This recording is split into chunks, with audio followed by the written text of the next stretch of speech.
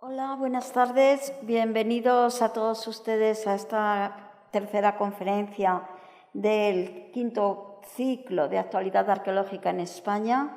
Y muchísimas gracias tanto a ustedes por su asistencia como a nuestros ponentes, a los que ahora presentaré y que han aceptado nuestra invitación a impartir esta conferencia, que versará sobre uno de los edificios claves de nuestro legado andalusí, la Mezquita de Córdoba, uno de los edificios quizás que mejor resume o que mejor expone ese pasado.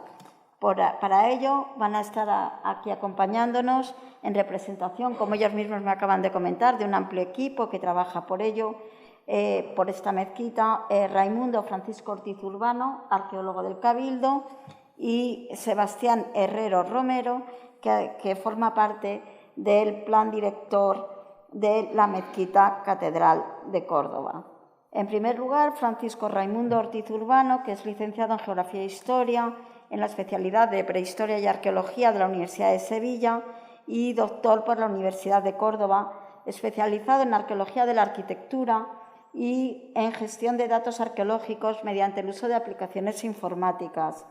Ha sido miembro del convenio de colaboración entre la Gerencia del Urbanismo de Córdoba y la Universidad de Córdoba hasta su extinción en 2011, y ha participado en proyectos de gestión arqueológica, así como en las cartas arqueológicas de Montilla y Córdoba, y ha participado en varios proyectos en uno de los edificios también más emblemáticos de ese pasado hispano-musulmán o andalusí, que es el conjunto arqueológico de Madinat al-Zahara. Asimismo, ha participado en intervenciones arqueológicas en provincias cercanas como Badajoz, Sevilla, Granada, Córdoba, en su mayor parte vinculadas a actividades urbanas de carácter preventivo. Actualmente es arqueólogo del Cabildo Catedral de Córdoba. A su derecha se encuentra Sebastián Herrero Barnuevo, arquitecto titulado en la Universidad de Sevilla en 1999 y doctor en Arquitectura por la Universidad Politécnica de Madrid en 2016. Desde el año 2000 su actividad profesional ha sido dirigida en Córdoba en el estudio con Gabriel Rebollo hasta 2022 y ha participado en la Biblioteca Municipal Central de Córdoba, que mereció el premio Félix Hernández en su 11ª edición. Ha sido representante del Colegio de Arquitectos de Córdoba en la Comisión de Patrimonio y ha participado en programas de investigación en las universidades de Sevilla, la Politécnica de Madrid y Córdoba, y desde 2019 imparte clases en el máster habilitante de la Escuela de Arquitectura de Sevilla. Entre 2008 y hasta mayo de 2022 ha formado parte del equipo de arquitectos conservadores de la Mezquita Catedral de Córdoba, junto con Gabriel Ruiz Cabrero y Gabriel Rebollo. Y entre 2020 y 2022 ha sido coordinador del plan director de la Mezquita Catedral de Córdoba. Fruto de sus investigaciones sobre la arquitectura del edificio, destaca su publicación del libro titulado Del original a lo auténtico, las restauraciones de la Mezquita Catedral durante el siglo XX. Ambos nos van a hablar de una intervención arqueológica iniciada en el año 2016 en las bóvedas de la antesala del Mihrab, el Santa Santorum de las mezquitas, de la Mezquita Aljama de Córdoba, su metodología y estado de la conservación. ¿Y cómo lo han hecho? Pues a través de la evaluación de los alzados de las 3 bóvedas de la antesala al Mihrab, de la Mezquita Aljama de Córdoba, que pertenece a la ampliación realizada en época de Al-Hakam II, del que conservamos en el museo uno de los objetos más emblemáticos, el bote de Zamora, y además han realizado en el ámbito interno sondeos perimetrales de estas bóvedas y en los espacios externos para observar su estrados. Asimismo, han completado el estudio con análisis de materiales constructivos como la piedra, los morteros, las maderas, también de los pigmentos y de los materiales vítreos pertenecientes a la estructura y decoración de la antesala del Mihrab. Todo ello, todo el resultado de esta investigación es lo que nos van a exponer y estamos deseosos de escucharles. Y por eso, sin más, les cedo la palabra. Le cedo la palabra a Sebastián Buenas tardes a todos. Quiero comenzar agradeciendo a la organización del Museo Arqueológico Nacional su consideración para la difusión de este trabajo de investigación sobre las bóvedas del vestíbulo del Mihrab de la Mezquita de Córdoba. Un trabajo desarrollado por un amplio equipo interdisciplinar y que les vamos a presentar el doctor Ortiz y yo. Hacemos extensible el agradecimiento a todos los asistentes por su presencia e interés en la convocatoria. Ciertamente, la Mezquita Catedral de Córdoba es un edificio poco común. Se trata de un organismo arquitectónico que a lo largo de más de 1200 años no ha dejado de destinarse ni uno solo de los días de su vida al uso religioso original. Es decir, además de ser un edificio de origen muy antiguo, se trata de un edificio vivo. Gracias a esa condición se ha ido modificando, complejizándose, de manera que todas esas capas históricas y sus relaciones espaciales y constructivas están presentes en la fábrica actual. A través de esta comunicación vamos a presentar el estado de la investigación realizada sobre las bóvedas de la Masura y en concreto las ubicadas en el vestíbulo del Mihrab, con motivo de la redacción de los estudios previos a su restauración. La construcción de este ámbito arquitectónico se encuentra imbricada en la reforma más general de la mezquita ejecutada a instancias del califa Al-Hakam II entre los años 962 y 966 después de Cristo. Esta ampliación es uno de los momentos más brillantes de la vida del edificio desde el punto de vista arquitectónico, aunque conviene destacar que la mezquita de Al-Hakam II no es solo su ampliación, sino el conjunto de la mezquita previa y de la ampliación. Este gran edificio era el resultado de la prolongación de las naves existentes previamente, ocupando todo el sitio disponible hacia el río. Esta mezquita era desproporcionadamente profunda, pero poseía una gran riqueza arquitectónica, resultado de la secuencia espacial y de su articulación a través de la presencia de la luz.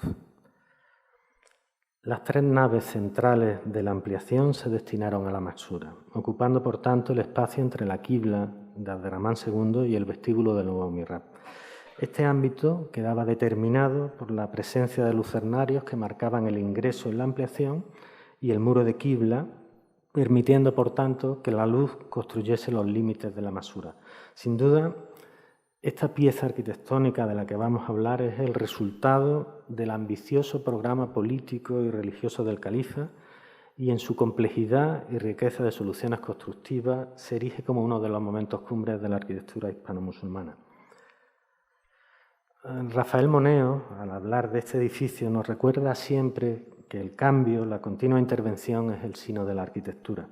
Y es que esta afirmación cobra un sentido especial en este edificio, ya que todo este proceso de transformación ha quedado registrado, produciendo en la mayoría de los casos nuevas huellas y en ocasiones disolviendo otras. La complejidad que representa la presencia de múltiples capas históricas hace necesario comenzar identificando las intervenciones que se han desarrollado en la Masura y también los criterios que las determinaron. Es fácil comprender que en cada momento de la historia se ha tenido una percepción distinta de la mezquita que se heredaba, de los valores que debían de ser preservados y, en consecuencia, de la manera en la que debían de materializarse las intervenciones en el edificio. Tras la conquista cristiana de la ciudad en 1236, la monarquía castellano-leonesa puso mucho empeño en la conservación y restauración del edificio. Se procuró el mantenimiento de aquellos sistemas constructivos y decorativos andalusíes con atención de manos expertas. No en vano, el desarrollo del arte mudéjar confirmó la valoración de ese sustrato formal y compositivo heredado de la arquitectura hispano-musulmana, destacando en la propia mezquita la erección de la capilla real para el enterramiento de Fernando IV y Alfonso XI. Pero también en la Masura se produjeron algunas intervenciones, como la fundación en 1368 de la capilla de San Pedro del Zancarrón, ocupando el espacio bajo las bóvedas occidental y central, y según Henry Stern, utilizando el nicho del Mihrab como sacristía. Y por su parte, bajo la bóveda oriental también se estableció otra capilla, en este caso la capilla de la Cena, pero eso fue algo más tarde. Tras 2 siglos y medio desde la definitiva dedicación del edificio para el nuevo culto, comenzaron otra serie de intervenciones que desembocaron en una profunda transformación. En primer lugar, los reyes católicos subrayaron el espacio que estaba siendo utilizado como iglesia mayor con la construcción de la nave gótica, y en 1523 esta transformación interna del edificio se vio definitivamente confirmada con la ejecución del nuevo crucero, lo que supuso una auténtica metamorfosis del edificio. Defendemos que el principal valor de la obra de Hernán Ruiz no fue solo construir un nuevo crucero, sino el de proporcionar un nuevo sentido al conjunto en el que se insertaba esa nueva pieza. No tenemos datos de interés hasta el siglo XVIII, salvo la vista de Córdoba de Antón van den Wingaerde de 1567, donde aparece el edificio dibujado con detalle, un edificio inmerso en las obras de erección del nuevo crucero. Pero también aparecen las cubiertas de estas bóvedas, destacando las de las cúpulas laterales, que eran idénticas, con faldón partido en dos niveles.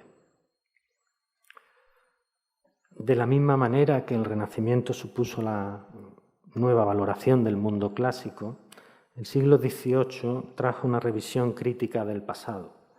El espíritu de la Ilustración favoreció que los monumentos fueran estudiados y clasificados de un modo científico, y el Estado comenzó a tutelar el patrimonio, creando instituciones para tal fin y procurando una mejora de su conocimiento y documentación. La Real Academia de Bellas Artes de San Fernando participó en el proyecto de ilustrar analíticamente las antigüedades árabes de España, ayudando al redescubrimiento de la mezquita.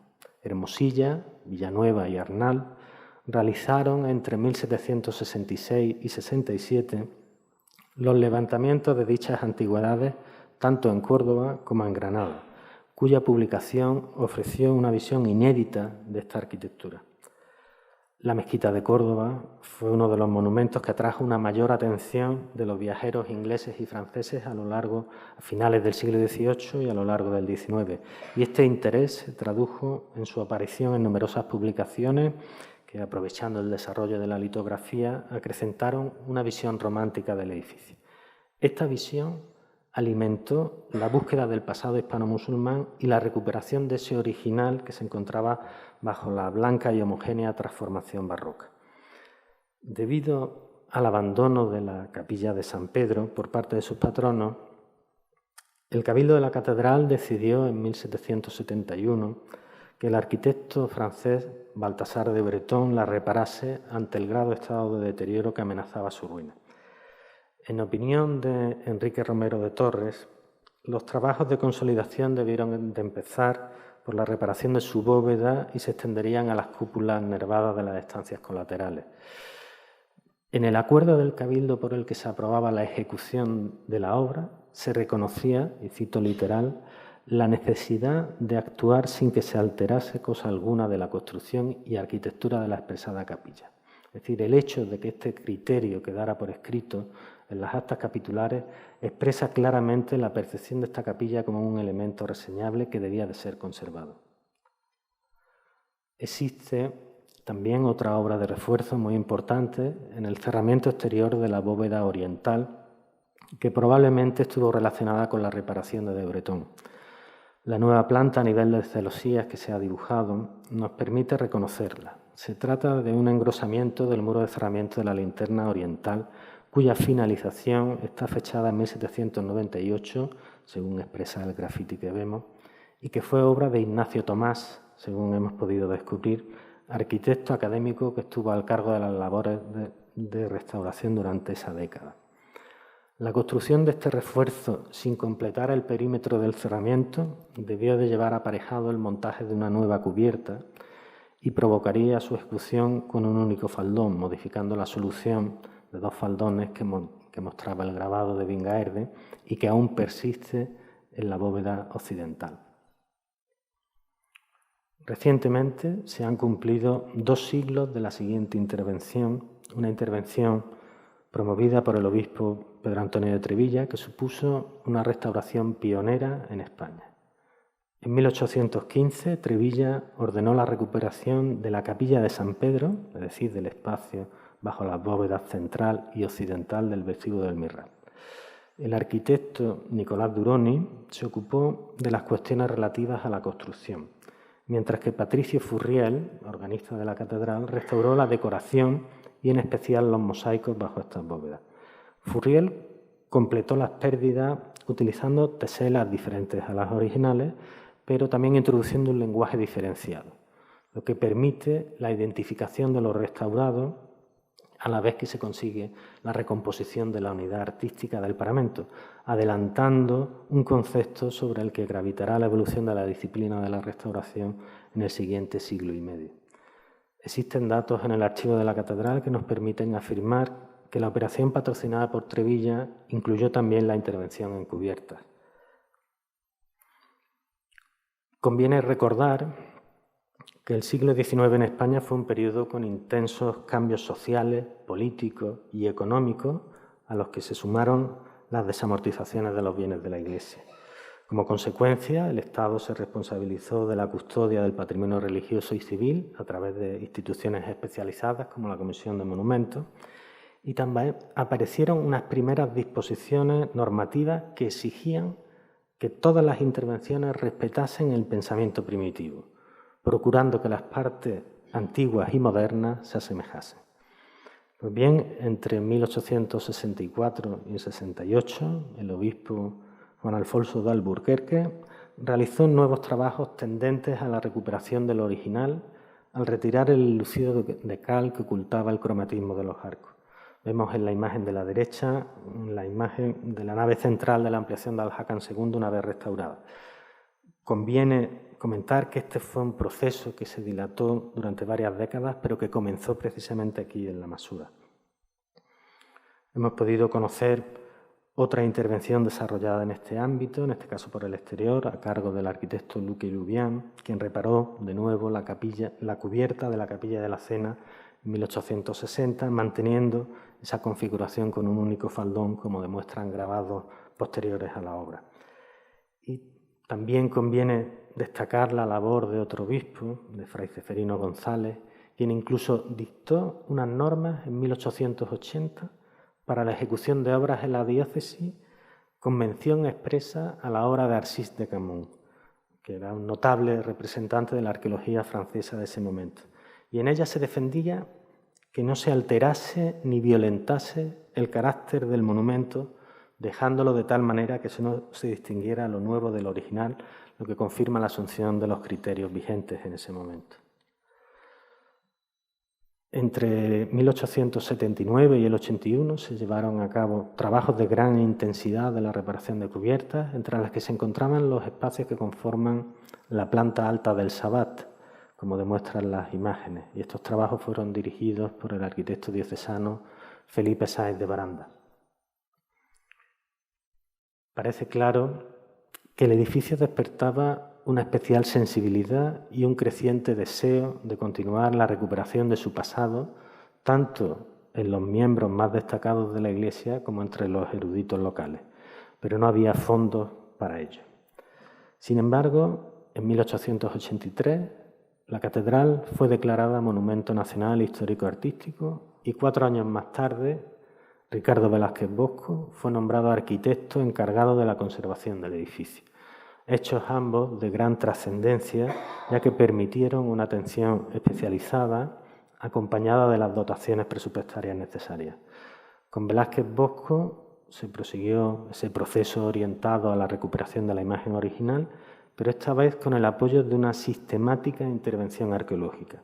La arqueología, como garante de la historia, proporcionaba la imagen hacia la que dirigir la intervención restauradora. Como consecuencia, las intervenciones se concentraron en la construcción de lo desaparecido, en el completamiento de las lagunas, pero siempre desde la evidencia arqueológica como medio para recuperar esa imagen original, y así lo demuestran trabajos en las portadas de las fachadas occidental y oriental o en la propia ampliación de Al-Hakan II. Ya en los primeros proyectos intervino en el ámbito de la masura, pavimentando con mármol de Macael primero, reconstruyendo a continuación sus cubiertas y posteriormente rehaciendo la techumbre interior, tomando como base para esta última los restos de vigas y tableros recuperados. También trabajó en el lucernario de ingreso a la ampliación de Al-Hakan II, la antigua capilla de Villaviciosa, y su extensión en la nave gótica, recomponiendo las decoraciones paramentales utilizando como modelo los restos de decoraciones que se conservaban. E intervino también en las cúpulas previas al mihrab. Se conservan en la Real Academia de Bellas Artes de San Fernando croquis preparatorios para el levantamiento de los proyectos que representan el proyecto de investigación de esta arquitectura tan desconocida. Velázquez dibuja esquemas de las plantas, el encuentro de 3 arcos en el punto en el que se cruzan, el detalle de uno de los cupulunes, las decoraciones, las celosías, los tambores y también cómo son las bóvedas por su trasdós. Pero para el dibujo de muchos de estos detalles debió desmontar las cubiertas existentes sobre estos lucernarios. Y de hecho, recientemente hemos confirmado la existencia de un proyecto de 1906, hasta ahora desconocido, específico para la sustitución de las cubiertas de estas linternas. Según se detalla en él, las cubiertas que se encontró eran de madera y fueron sustituidas por otras basadas en unas bóvedas de doble rosca de ladrillo, que son las que existen actualmente. Posteriormente, en 1912, Velázquez desmontó la Capilla de la Cena y rehizo la decoración paramental al completo, planteando como modelo para su recomposición el paramento bajo la bóveda occidental, siendo esta la última intervención de restauración conocida hasta el momento en este sector. Tras Velázquez Bosco se han ido sucediendo como encargados en la conservación del edificio arquitectos como Antonio Flores, José María Rodríguez Cano, Félix Hernández o Gabriel Ruiz Cabrero y Gabriel Rebollo. El estudio de sus obras identifica la sucesión de diferentes criterios emanados de las sucesivas cartas de restauración y también de los ambientes teóricos disciplinares de cada momento, pudiendo describirse la evolución de los criterios utilizados desde la insistente búsqueda de lo original en los inicios de la restauración hacia el actual objetivo de preservar la integridad y la autenticidad de los bienes sobre los que se interviene. Resulta lógico pensar que a medida en que se atendió a la conservación del edificio, también se fue construyendo su propio conocimiento. Un conocimiento que fue muy somero en los primeros momentos y que se fue complejizando en la segunda mitad del siglo XIX, cuando se produjeron las primeras interpretaciones sobre su construcción y significado. Durante el siglo XX se produjo un avance muy significativo gracias a la incesante labor de investigación tanto de los arquitectos encargados en su conservación como de los profesionales de otras disciplinas. Y de hecho, en este último siglo ha habido numerosos estudios centrados en la maxura de la mezquita, siendo desde luego el primer trabajo que se desarrolla en esta zona con afán arqueológico este que hemos citado de Velázquez Bosco. El hecho de que no publicara sus notas derivó en el debate sobre la estructura de las bóvedas que se generó poco después. Durante el siglo XX ha habido fundamentalmente 2 líneas de opinión. Henri Terras, siguiendo las suposiciones de Girolles de Prangy, las creía decorativas y con estructura de madera en los arcos. Por otro lado, se sitúa el grupo de investigadores que las considera estructurales. Esta otra vertiente, desarrollada por Félix Hernández, fue defendida por Manuel Gómez Moreno, Georges Marchais y Leopoldo Torres Balbás, fundamentándose en gran parte por las observaciones de Hernández. Durante la segunda mitad del siglo XX y principios del XXI han continuado los escritos acerca de estas bóvedas apoyando unas u otras posturas. Ejemplos de estos son los estudios de Christian Eber, Pedro Marfil, Antonio Fernández Puertas, Francine Gies o Paula Fuentes. Merece la pena destacar los estudios de Claude Briche sobre las celosías y el de Henri Stern sobre los mosaicos, y los más generales dedicados a la masura de Juan Carlos Ruiz Sousa, Susana Calvo, Concepción Abad o Antonio Montplet.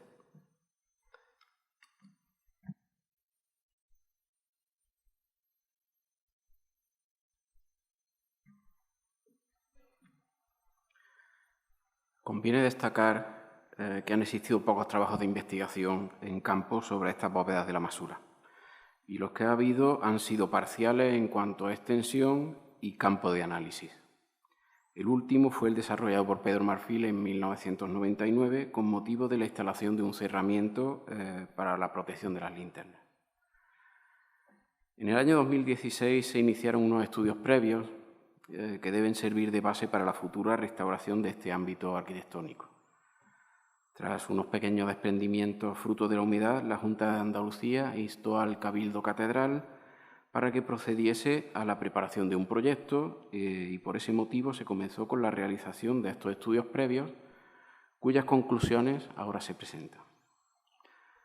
En los trabajos ha participado una gran cantidad de especialistas de diversas disciplinas coordinados por el equipo de arquitectos conservadores del edificio, liderados pues, por Gabriel Ruiz Cabrero y Gabriel Rebollo. Entre los diferentes estudios podemos citar el arquitectónico, el histórico, el arqueológico, estudios científico-técnicos diversos sobre clima, agentes biológicos, materiales pétreos, teselas, pinturas, maderas. En la actualidad, la intervención en el patrimonio es fundamentalmente conservativa y se encuentra enfocada, como hemos indicado, a la conservación tanto de la integridad como de la autenticidad del bien. Para ello, cualquier intervención debe sustentarse sobre la base de un amplio análisis interdisciplinar. La importancia de los estudios previos realizados desde cada disciplina interviniente y su posterior análisis es radical, ya que proporciona la identificación y el conocimiento científico de los valores a proteger. Los resultados de estos estudios previos se han plasmado sobre un nuevo levantamiento procedente de un modelo tridimensional realizado por fotogrametría. Esta nueva topografía se ha extendido a la planta del edificio al completo, de modo que contamos con una base planimétrica actualizada y de detalle de la planta, sobre la que referenciar todo el nuevo conocimiento que se viene produciendo estos últimos años. Aprovechamos para agradecer a Antonio Almagro el que comparta sus planos de planta y alzados del edificio desde la página web de la Real Academia de Bellas Artes de San Fernando y que empleamos también como material de apoyo. En cuanto al estudio arqueológico, debemos comenzar afirmando que nuestra intervención se centró en la evaluación de los alzados de las 3 bóvedas de la antesala al mihrab. Estas bóvedas se han intervenido en su ámbito interno por medio de sondeos paramentales. En su zona exterior, correspondiente a las cubiertas, se han documentado los alzados que ya habían sido intervenidos con anterioridad. Además, se han abierto huecos en las propias cubiertas de las 3 bóvedas para observar su estrados y obtener muestras de morteros y madera. Para completar el estudio se han realizado 2 sondeos en planta, uno en el subsuelo en la planta baja y otro en la planta primera, frente a la celosía de la nave oriental, de la bóveda oriental,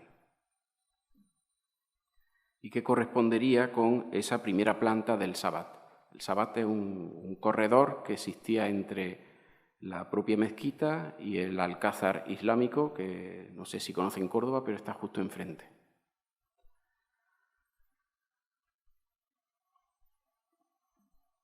El modelo metodológico empleado, basado en diversas propuestas procedentes de la arqueología y de la arquitectura, toma como base el sistema Harris de excavación.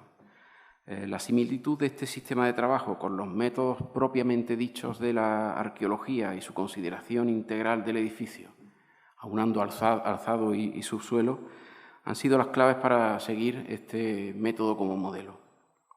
Nuestra adaptación metodológica se plasma en la inclusión en nuestra ficha única de unidades estratigráficas de datos específicos referidos a elementos estructurales. Para la creación del registro empleamos una base de datos instalada en un dispositivo tablet PC. El sistema de registro gráfico ha sido diseñado por Rafael Ortiz, que es el ingeniero del Cabildo y responsable de la documentación gráfica de todas las intervenciones que se hacen en la mezquita catedral. La metodología de trabajo parte de un modelo fotogramétrico de la intervención, del cual se extraen ortofotografías de cada uno de los alzados. Sobre estas ortofotos se realiza un dibujo vectorial mediante un software CAD, en el cual ya se empiezan a discriminar elementos, unidades estratigráficas, grietas o cualquier otro ítem que consideremos relevante. Todo este dibujo vectorial se incluye en capas preparadas con una asignatura para su posterior integración con el resto de la planimetría del edificio y se integra en un sistema de información geográfica, un SIG. Por último, se realiza un modelo CAD en tres dimensiones de la intervención con el fin de poder estudiar y analizar en profundidad diversos aspectos. En cuanto al nivel de profundidad en la identificación de elementos arqueológicos, la intervención se define por la ejecución de análisis detallados, que suponen una lectura minuciosa con intervención directa en la superficie que hemos establecido en el proyecto de inicio. La primera tarea que se efectúa es el análisis de los revestimientos. Consideramos que el trabajo y análisis sobre los revestimientos es fundamental para poder crear una secuencia de ocupación completa y fiable de las construcciones, no solo en este caso, sino en cualquiera de ellas. Tras el análisis de estas capas, se ejecuta la documentación y análisis de los núcleos constructivos. Para todos estos elementos se enumeran las unidades estratigráficas y se completa su ficha, se toman las muestras necesarias, se realiza un análisis de contactos y finalmente se establece la periodización.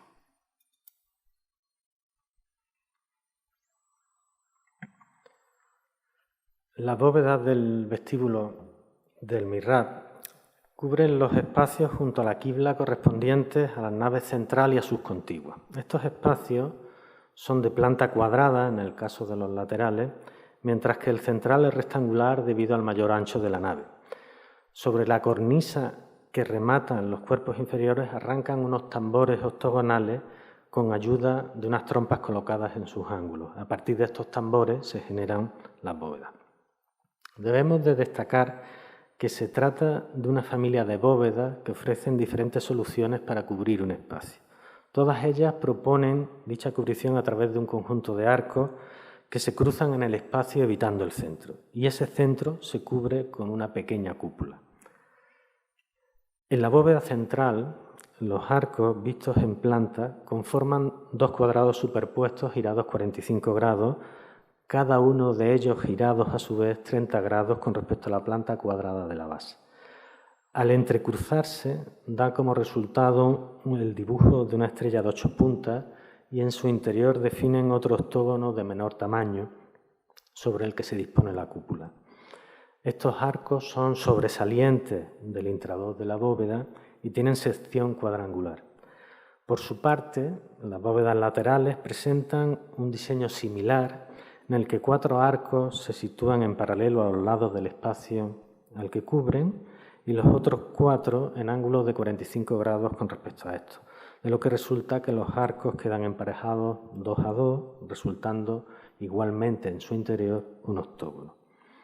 En ambos casos, sobre el nivel de las trompas y en los huecos dejados por los arcos, se abren las ventanas que aportan luz al interior de estos ámbitos. Estas aberturas dispuestas en cada lado del tambor hace que estas bóvedas sean consideradas también como linternas. En cuanto a su estructura, los sondeos ejecutados tanto por el intradós como por el extradós de las bóvedas oriental y occidental ha permitido comprobar su configuración material. Tanto las dovelas de los arcos como los plementos están realizados en piedra calcarenita. También la estructura del tambor que sostiene cada una de las bóvedas está fabricada con sillería, aunque hemos documentado el uso de ladrillo como elemento de recalce o reparación. Gracias al riguroso levantamiento tridimensional realizado, hemos podido confirmar que cada una de las bóvedas se ha ejecutado con un único arco, es decir, con una única cimbra, que se repite 8 veces en los 3 casos. En las laterales, la generación de la bóveda se produce mediante la utilización de un único arco de 3 centros, que vemos en verdadera magnitud en esta sección, mientras que en la bóveda central se emplea el arco de medio punto. Esta diferencia estructural es coherente con la muy diferente carga que reciben estos arcos, quedando el arco de medio punto destinado a absorber mayores cargas derivadas del cupulín central, mucho más pesado que el de los laterales debido a su mayor tamaño. Los arcos son arcos enjarjados, como vemos en la imagen, ya que los salmeres y las dovelas inferiores son sillares dispuestos horizontalmente y están encastrados en el muro sobre el que arranca el propio arco, disposición que favorece la estabilidad a la vez que reduce la dimensión de las cimbras. El siguiente hecho que llama la atención es el estudiado sistema de encuentros entre arcos, que establece un orden constructivo de los mismos, así como una jerarquía estructural. En el caso de las bóvedas laterales, primero se construyeron los dos arcos paralelos al mihrab, que están marcados en color rojo, sobre los que se apoyan los perpendiculares, en color verde. Seguidamente se dispusieron los arcos paralelos en sentido noroeste-sureste, en color amarillo, y por último los orientados a noreste-suroeste, en color azul. Una vez filializado este esqueleto de arco, se colocarían los plementos. En la investigación realizada no se ha podido reconocer el contacto entre los arcos y los plementos debido a la existencia de unos cordones decorativos que ocultan este encuentro. En la bóveda central tampoco se ha podido reconocer esa unión entre arcos y plementos al contar con esta decoración de mosaico, pero sí se ha podido indagar sobre su trasdos gracias al sondeo que nos ha permitido acceder al espacio bajo cubierta. En primer lugar, se ha evidenciado que los plementos están fabricados en sillería, que está trabada con mortero rico en cal, al igual que la cúpula central gallonada. Pero también hemos podido confirmar que sobre la proyección de los arcos se disponen una serie de elementos de madera que conforman la estrella de 8 puntas que hemos descrito anteriormente. Estos elementos de madera determinan un octógono interior que sirve de base para el cupulín que cierra el espacio. Estos elementos presentan uniones y encuentros a media madera y terminan apoyándose en unos durmientes localizados sobre el muro perimetral que cierra la linterna de tal manera que el conjunto queda rigidizado.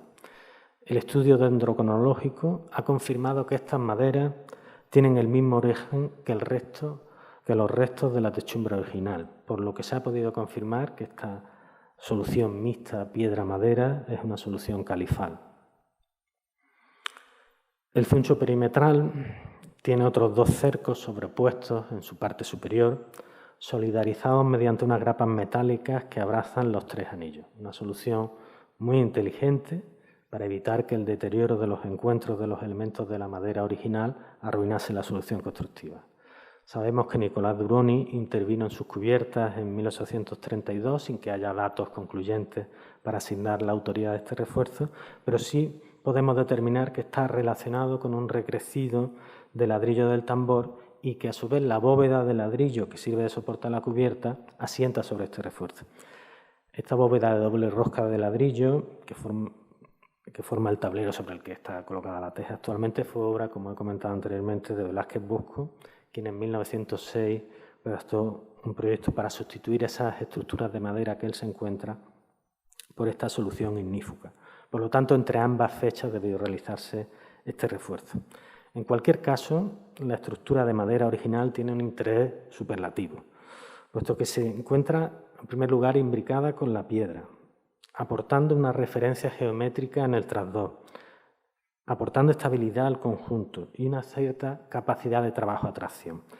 Podemos confirmar que estos elementos de madera sobre los arcos no son vigas de carga, como algunos autores han afirmado, puesto que presentan una sección insuficiente en el plano de trabajo, ya que su mayor dimensión es la horizontal. Tanto por la sección como por la posición, parecen conformar un encadenado de madera para la absorción de los esfuerzos horizontales del cupulín, y esta idea la refuerza el hecho de que también se hayan encontrado restos líneos en el tambor del cupulín occidental, lo que parece confirmar la relación con las soluciones de cadenas de madera de las bóvedas bizantinas señaladas por Choisy. Y también conviene recordar la presencia de cadenas de madera, está ya también documentada en el edificio, concretamente en el alminar. Pues bien, la hipótesis de que la influencia o autoría bizantina sobrepase la ejecución de los mosaicos y se encuentre relacionada con la construcción de las bóvedas parece tomar cuerpo si analizamos con detalle la planimetría resultante del levantamiento fotogramétrico. Actualmente estamos en una segunda fase de investigación en la que estamos abordando un estudio geométrico y estructural exhaustivo, ya que conocemos exactamente la geometría, conocemos la composición y, en consecuencia, el estado de carga. Los resultados preliminares nos están ofreciendo una nueva visión sobre la construcción de las bóvedas y la relación entre el estado de carga, el diseño de los arcos y los muros de cerramiento, resultados que esperamos que pronto vean la luz.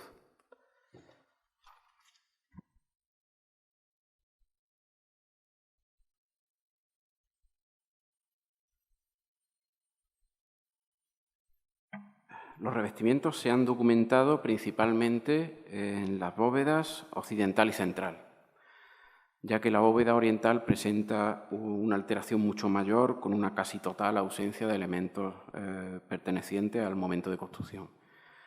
Al menos en lo relativo a revestimiento y decoración parietal, no por contra en cuanto a estructura. La bóveda occidental de las tres es la que mejor ha mantenido los restos de su revestimiento original, compuesto por una fina capa de mortero de cal sobre la piedra que forma la estructura de la bóveda. Para aumentar la adherencia de estos morteros al soporte, hemos hallado en algunas ocasiones picaduras en la superficie de la piedra. Este mortero de cal se presenta cubierto por una fina capa de preparación de tono castaño muy claro, un pigmento, sobre la que se dispone una decoración de motivos de ataurique. Ataurique es una decoración vegetal, pintada en rojo, en azul, el azul es lapislázuli molido, y en dorado. Y el dorado son láminas de oro de 18 quilates. Estos son datos que tenemos gracias a los análisis de laboratorio que se han realizado al parejo que la intervención. En los arcos cruzados de las bóvedas se trata de un tema vegetal con una composición seriada de palmetas que emplea el azul y el rojo de forma alterna. Los laterales de los arcos también muestran decoración, aunque la composición parece más corresponder con elementos serpenteantes vegetales. En otras ocasiones tan solo hemos hallado filetes delimitando esos laterales, quizás por la pérdida del resto de los elementos decorativos. Y en el caso de la plementería no presenta más decoración que un filete en tono rojo que delimita su límite. Aparte de estas decoraciones pintadas, encontramos otros motivos ornamentales en relieve dispuestos en el centro de cada uno de los plementos de las bóvedas laterales. Estos elementos, con forma de estrella o de flor, están fabricados con yeso. Fueron ejecutados sin molde y casi con total seguridad directamente en el mismo lugar en el que se disponen. En cuanto a la zona del tambor, inmediatamente bajo la bóveda, octogonal, en planta, como ha comentado Sebastián, los revestimientos se colocan sobre placas de yeso adosadas a la pared del muro de calcarenita. Estos mismos emplacados conforman también las superficies decoradas de arcos y ventanas sobre los que se emplean los colores para dar realce a estas zonas. Las decoraciones pintadas aparecen en los arcos bajo las ventanas del cuadrado principal de planta y también en las trompas, tanto en su arco como en el interior. Los arcos orientados a norte y sur y que se presentan sobre una venera en relieve muestran una decoración más profusa, también con pigmentos, que representa temas vegetales tanto en las dovelas como en las enjutas y el alfiz.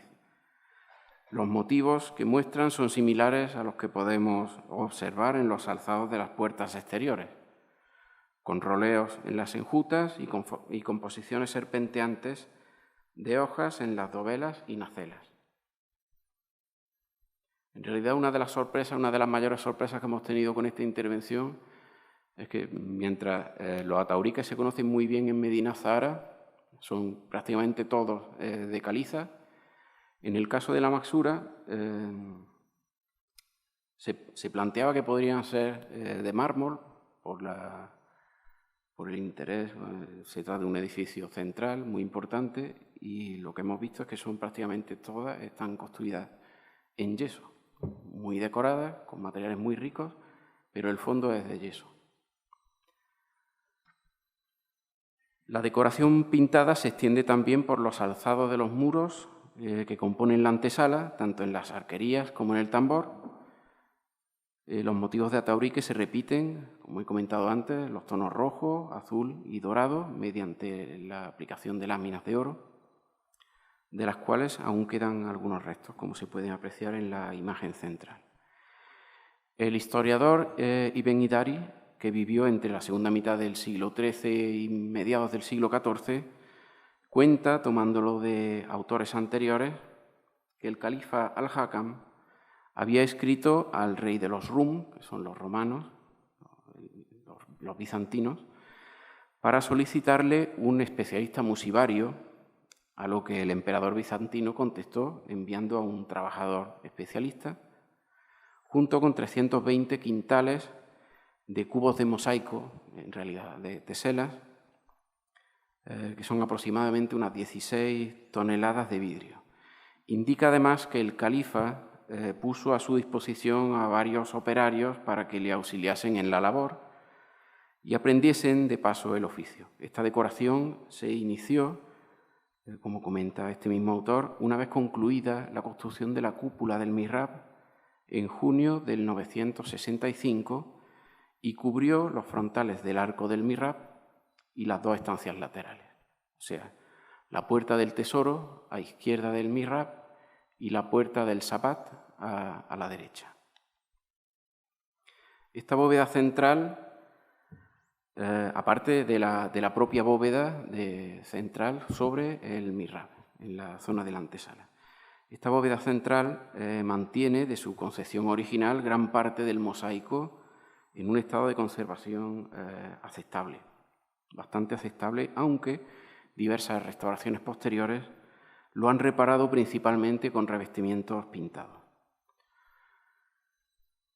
Estas mismas restauraciones las hemos observado en el alzado frontal de esta sala central, así como en la lateral occidental, donde sucesivas reparaciones de mortero de cal, pintura o teselas repuestas se añaden a la más general ejecutada por Patricio Furriel, como ha comentado mi compañero Sebastián, entre 1816 y 1818. Esta restauración, muy interesante por su técnica, consistió en la utilización de placas de madera como soporte de una decoración pintada, sobre la que se dispusieron delgadas láminas cuadrangulares de cristal transparente de en torno a 1 centímetro cuadrado. Todo ello da la impresión, y desde lejos, sin atender mucho al detalle, de un verdadero mosaico de teselas multicolores. Y finalmente las placas sobre las que se colocan estas teselitas de vidrio se sujetan posteriormente al muro mediante tornillos metálicos. En cuanto a las teselas de los mosaicos originales, existe una gran variedad de tipos. La mayor parte de ellas son de material vítreo de diversos colores. Existen en torno a unos 30 colores en lo que hemos podido identificar de variabilidad.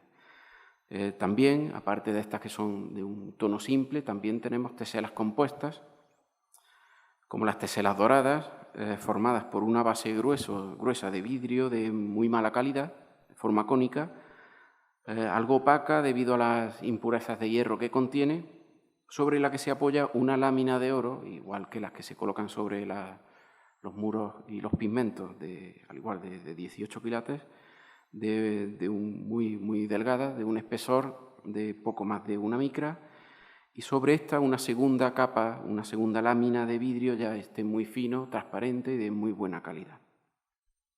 Estas teselas tienen un tamaño de entre 3 y 5 milímetros. Las teselas, en cuanto a la procedencia, proceden, como indican los testimonios históricos, de talleres bizantinos tras haber realizado los análisis de composición.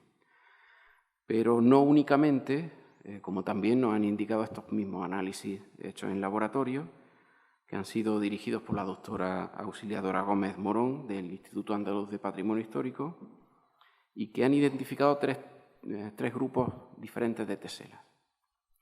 La mayor parte son teselas que comparten su composición con las teselas que se han analizado procedentes del Asia Menor, de época bizantina, de este mismo siglo X.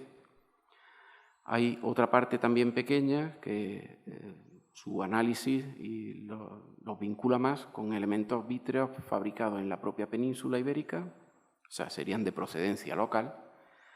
Y hay otro grupo también que incluye, a partir de estos análisis compositivos, incluye composiciones tanto orientales como locales, lo que indica que parece que pudo haber teselas procedentes de Oriente que se fundieron para ampliar el número de teselas con material local. Aún estamos a la espera, o sea, el estudio no está aún concluido y estamos a la espera de poder cruzar los datos de composición y de localización exacta de esas teselas para ver si son originales o pertenecen a algunas de las diversas restauraciones que hemos podido identificar en los alzados de los mosaicos. En cuanto a los motivos, aparecen tanto los vegetales, que son más profusos, como los geométricos menos representados. Llaman la atención las dos coronas existentes en dos gallones opuestos de la cúpula. Estas dos coronas incluyen el motivo de la flor de lis, que también parece que tiene relación con esta familia, ahora comentaré. Este motivo también se presenta numeroso en diversas partes de la bóveda, este motivo de la flor de lis, y parece que podría estar vinculado con algún emblema dinástico de los omeyas. Y según Antonio Fernández Puertas, la decoración de la bóveda representa el paraíso y también el poder del califa en su doble vertiente política y religiosa debido a estas dos coronas que aparecen en la propia bóveda. Pero esta es una lectura algo antigua, podemos considerar que está ya sobrepasada porque actualmente el profesor doctor Fernando Valdés, como miembro del equipo de investigación, está componiendo una relectura interpretativa de estos mosaicos que verá la luz dentro de poco tiempo. Como elemento decorativo ajeno al mosaico, esta bóveda cuenta, en la zona de arranque de la cúpula gallonada, con una cenefa compuesta por piezas de cerámica verde manganeso. El verde manganeso es una tipología, una clase de cerámica muy típica del periodo califal cordobés. Y este elemento decorativo de cerámica en la bóveda relaciona un elemento más que relaciona esta bóveda con los modelos bizantinos que también incluyen este elemento.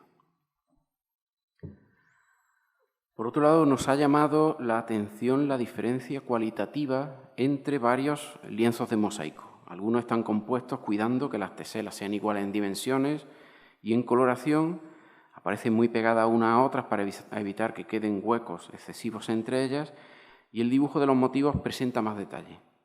Por el contrario, en otras zonas las teselas son más desiguales, dejan mayores espacios entre ellas y el detalle en el motivo es menor. Queremos ver aquí la diferencia de destreza entre los artífices mosaicistas, los especialistas, y algunos otros que podrían ser aprendices. Incluso en esto podríamos ver ese reflejo del texto que he comentado antes de Ibn Hidari, que habla de unos maestros y de algunos aprendices locales. En la zona del tambor, esta bóveda central también aparece decorada con ataurique, pintado con pigmentos, siguiendo los mismos esquemas decorativos que hemos identificado en la bóveda occidental. De igual modo ocurre en los arcos y alzados de todo este espacio. La bóveda oriental, como he comentado anteriormente, es la que presenta un estado más alterado y prácticamente todos sus revestimientos se deben a reposiciones posteriores, quedando de su fase inicial constructiva el núcleo de piedra que conforma la estructura de la bóveda, aunque muy retocada ya que las aristas han sido retalladas, perdiendo parte de su originalidad. Se conservan, sin embargo, algunos restos de pintura en algunas de las decoraciones en relieve, flores y estrellas, que ocupan los plementos y que no han sido afectadas por restauraciones posteriores.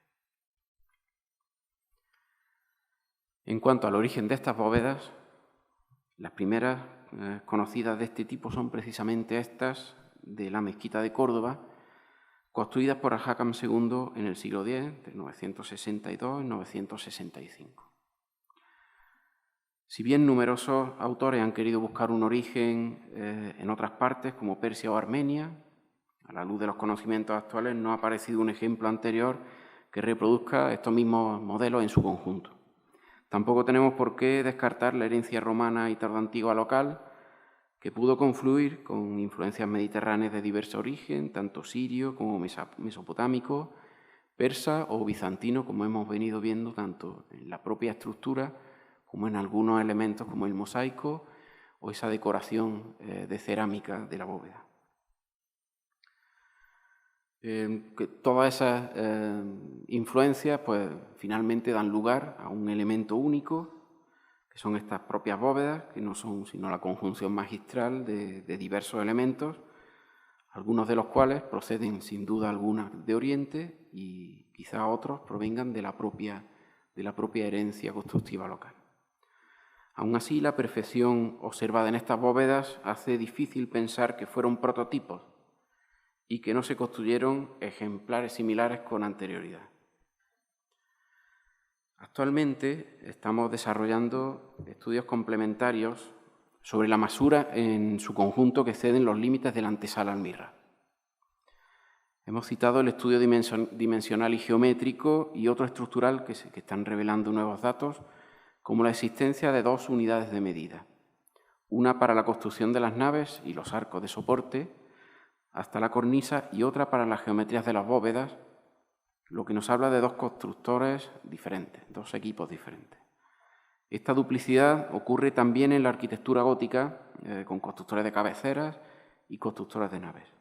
Los datos que tenemos hasta el momento permiten explicar particularidades de su materialidad, construcción y estabilidad desconocidas hasta ahora. Hemos detectado la existencia de huecos amortizados en todo el muro de Qibla en línea de los existentes sobre la puerta de la Cámara del Tesoro y sobre la del Sabbat. La correspondencia de estos huecos con los que existían en la fachada permite afirmar que el fondo de la sala de oración de Al-Hakam II era un fondo luminoso, una imagen muy alejada de la penumbra que se ha venido describiendo con recurrencia, que viene además heredado de la propia mezquita de Abderramán II, que también contaba con estos huecos. Estamos ultimando la planimetría que describe estos nuevos hallazgos. Además, planteamos como hipótesis que esta segunda planta del Sabbat sería accesible, al igual que en su planta baja, desde el alcázar, situado frente al santuario. Con motivo de la restauración del machón exterior del mihrab en 2019, añadimos una nueva información al conocimiento de la ampliación realizada en época de Al-Hakam II. Las pérdidas de material presentes en dicho contrafuerte no se debían solo al paso del tiempo y a intervenciones posteriores, sino que en su forma original ya presentaba un hueco. Y este hueco, cuya delimitación pudimos identificar bien en sus laterales, coincide muy cercanamente con las dimensiones de una gran losa dispuesta hoy como pavimento en el centro de la Puerta del Perdón, bajo la torre, acceso principal al patio de los Naranjos. El gran humanista cordobés del siglo XVI, Ambrosio de Morales, en una de sus obras, Antigüedades de las ciudades de España, al describir el muro sur y referirse al gran estribo correspondiente al mihrab, menciona la existencia de una inscripción. Dice, en el espacio de en medio no hay ventana, sino una gran tabla de mármol blanco con gran letrero en arábigo.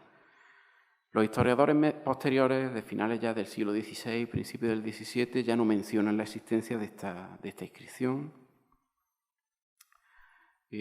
Por lo tanto, pues, creemos que debió ser movida de su sitio original, posiblemente a finales de ese siglo XVI. Ya lo único que nos queda para comprobar esta hipótesis es levantar esa gran losa y comprobar si efectivamente se trata de esa inscripción fundacional de Al-Hakam II o quizás de la inscripción fundacional que también podría ser del Alminar, actual torre campanario, construida por Abderramán III y que también debería tener una inscripción. De esta losa nos puso en situación, nos llamó nuestra atención el anterior archivero Manuel Nieto Cumplido, que nos ha comentado muchas de las novedades que existen del edificio y que aún siguen sin publicar. Esperamos que algún día se puedan recuperar todas sus notas y se puedan publicar para hacerlas disponibles. Además de estas líneas de investigación sobre la Maxura, estamos trabajando en la configuración de la mezquita de Abderramán I. Tenemos ya numerosas novedades arqueológicas sobre este primer edificio musulmán.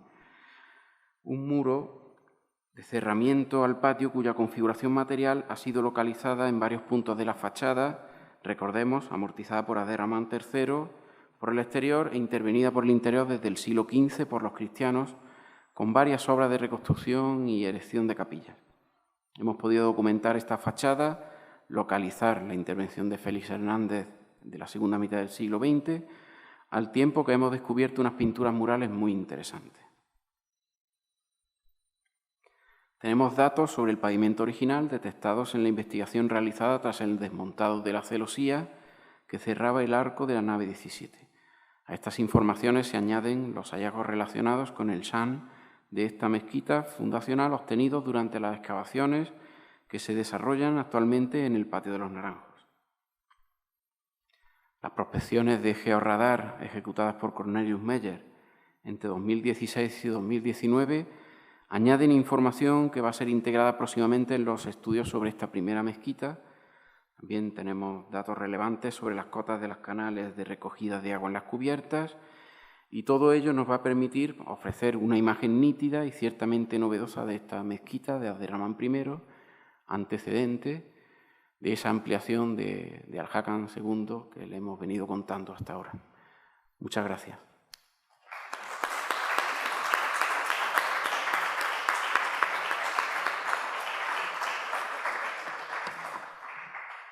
Bueno, en primer lugar, muchas gracias a nuestros dos ponentes por esta magnífica exposición de esas investigaciones que han realizado en este edificio tan representativo de nuestro legado andalusí y sobre todo ligarlo también con esa coiné mediterránea de la que hablamos muchos investigadores en estos momentos, de ese tráfico, esa confluencia de elementos mediterráneos que llegan a todo lo largo de todo ese ancho mar.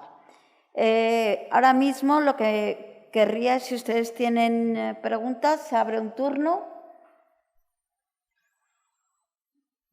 Sí, un minuto que le lleven el micrófono, que así nos podemos escuchar todos perfectísimamente.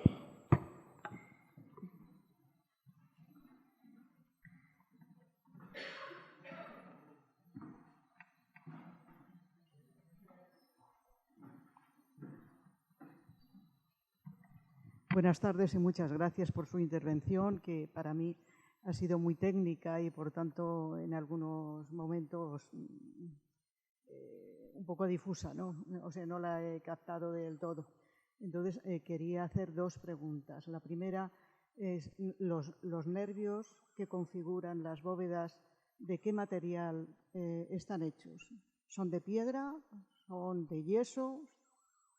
Las nervaduras que configuran esos arcos que no se cruzan en el centro. Los arcos son de piedra, las dovelas que componen dichos arcos son de piedra. Sí, son de piedra. Así es, al igual que son de piedra la propia configuración de la... Cubiertos de yeso luego, enyesados. Sí, claro, sí. Tienen unos revestimientos, sí, pero su materialidad principal de piedra, así como son de piedra también los plementos que cierran los espacios que van quedándose entre los arcos, y también son de piedra los cupulines que coronan ese octógono interior que se genera. también son de piedra los tambores sobre los que se No hay eleva. ningún elemento de ladrillo en la... Hay un pequeño recrecido de ladrillo en el cerramiento exterior que tiene que ver con unas reparaciones del siglo XIX y una elevación, aparece en ese refuerzo perimetral de madera que conforma los 3 anillos que están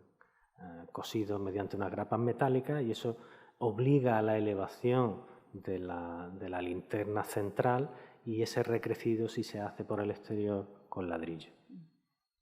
Y una pregunta también era para usted, ha puesto de relieve el respeto que desde el principio a la hora de restaurar se puso en los modelos originales, en conservar los modelos originales. Así. Sin embargo, yo no sé si es una idea errónea por mi parte, todas las reparaciones que se hicieron en el muro exterior de la fachada este, no sé si corresponde a la fachada este y tal, en el siglo XIX, según tengo entendido, así como la de San Esteban, la portada de San Esteban se conservó bastante, digamos, fidedignamente. Las otras, las del lado opuesto, según tengo entendido, eran bastante imaginativas. No, he pretendido hacer hincapié en esas obras a las que se refiere de la fachada oriental. Son obras ya del siglo XX, de principios del siglo XX, realizadas por Ricardo Velázquez Bosco, y para la ejecución de esa portada se basó en los datos arqueológicos que había encontrado, no solamente en la propia fachada oriental, sino también en la fachada amortizada de la ampliación de Alhacán II, ¿no? Amortizada por la ampliación de Almanzor, es decir, unos restos arqueológicos que están en el interior del edificio. Gracias a esas intervenciones arqueológicas, Velázquez Bosco fue capaz de recomponer la decoración de todas esas portadas, y de hecho no llega un poco al grado de invento, porque en aquellas portadas donde no tuvo información suficiente para su recomposición no actuó, como es el caso de la portada de Jerusalén, que es la primera que está, la que se encuentra más al sur de esa fachada oriental.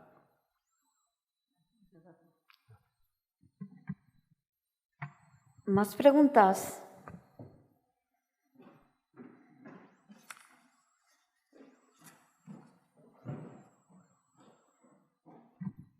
Buenas tardes y gracias por la intervención.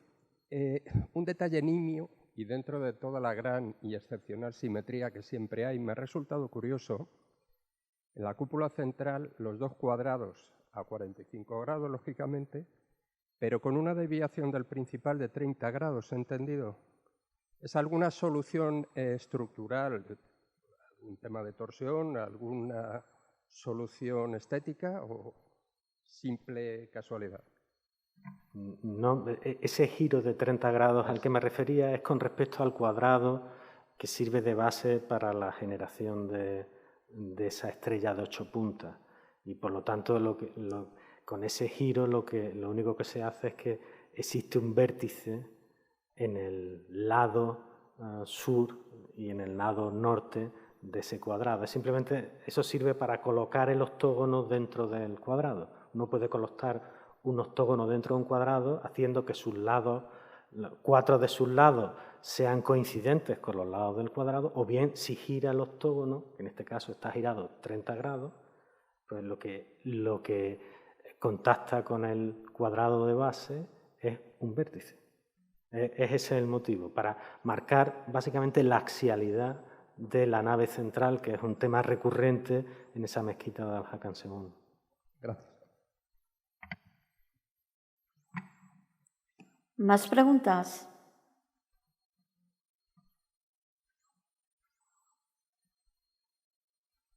Bueno, a mí sí me gustaría, me ha interesado mucho, aparte de esos adelantos de los nuevos trabajos en la parte de la mezquita de Abderramán I, que les agradezco que hayan introducido aquí, que no era el tema de la ponencia, y me parece muy interesante el poder llegar a ir estructurando todas las intervenciones desde el punto de vista arqueológico para llegar finalmente a una evolución que todos tenemos en la cabeza, pero que poquito a poco se va desentrañando con datos más fidedignos, ¿no? Me parece que es de agradecer que ustedes hayan participado y que nos hayan adelantado esas intervenciones que están realizando. Si no hay más preguntas, agradeciendo de antemano a nuestros ponentes la magnífica exposición, esperando el análisis interpretativo de esos mosaicos que han dicho que están próximos a aparecer, despedimos esta sesión, les agradecemos su atención, su presencia y les recordamos que la próxima semana hay otra ponencia a la que les invitamos que tratará sobre el origen de los Reales Alcázares de Sevilla, impartida por Miguel Ángel Tabales Rodríguez, que es director del proyecto de investigación arqueológico del Real Alcázar de Sevilla. Muchas gracias por su presencia y su atención. Buenas tardes.